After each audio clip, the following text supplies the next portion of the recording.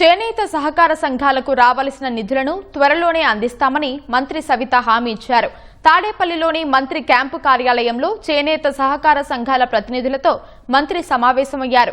తిరుమలలో శ్రీవారి ఆశీర్వాదం కింద ఇచ్చే శాలువాలను చేనేత కార్మికులతో తయారు చేయిస్తున్నట్లు తెలిపారు. సహకార సంఘాలు తయారు చేసిన వస్త్రాలను ప్రభుత్వమే నేరుగా కొనుగోలు చేస్తుందని వెల్లడించారు. నూలు సబ్సిడీ, జీఎస్టీ రద్దుపై త్వరలోనే నేతన్నలు శుభవార్త వింటారన్నారు. అన్నట్లుగా మీ ప్రొక్యూర్మెంట్ మన డిపార్ట్మెంట్ వచ్చి మీ సొసైటీస్ దగ్గరే చేస్తారు.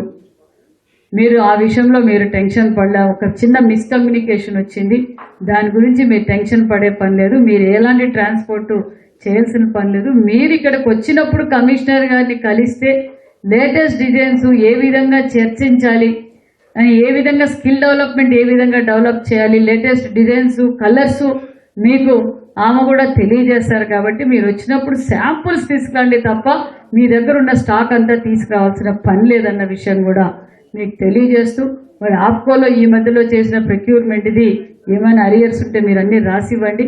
ఖచ్చితంగా దాన్ని కూడా మరి as early as possible clear చేపిస్తాం. లెవరీ కూడా మేము కొంటాం. ఇంకా ఏమైనా నెక్స్ట్ ఒక గ్రూప్ పెట్టండి, ఒక వాట్సాప్ గ్రూప్ పెట్టండి, మా ముగ్గురిని కూడా యాడ్ చేయండి. అంటే ఏదైనా ఇంపార్టెంట్ ఉంటే మీరు మాకు కూడా పెట్టండి. మీ దగ్గర ఏముంది, మేము కూడా ఆర్డర్ ఏమన్నా ఉన్నా కూడా లెవరీ ఆర్డర్ కూడా ఇంకా ఏం కావాలి మాకు అనేది కూడా మేము దాంట్లో కూడా షేర్ చేస్తాం. మరి యాంగ్ సబ్సిడీ విషయము, జిఎస్టీ విషయము దగ్గరలో మీకు శుభవార్త వింటారన్న విషయాన్ని కూడా మీకు తెలియజేస్తున్నాం.